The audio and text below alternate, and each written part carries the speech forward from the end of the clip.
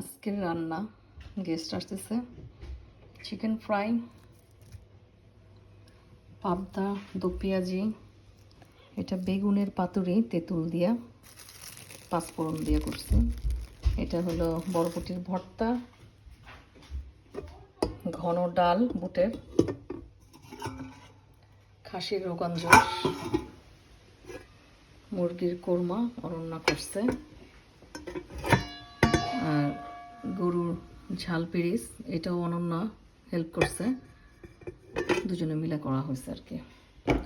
আর বাকি হলো সালাদ, এদিকে 2 রকমের সালাদ রেডি করা হয়েছে, এটা সবার জন্য। এটা হলো আমাদের দেশি সালাদ, কাঁচামরিচ টাচামরিচ সব কিছু মিলায়। ইনশাল্লাহ গেস্ট আসতেছে, খাবো। ওয়েদারটা খুবই খারাপ, কিন্তু ঠান্ডা নাই, মেঘলা, গরম, কিছু করার নেই, তারপরে ভালো।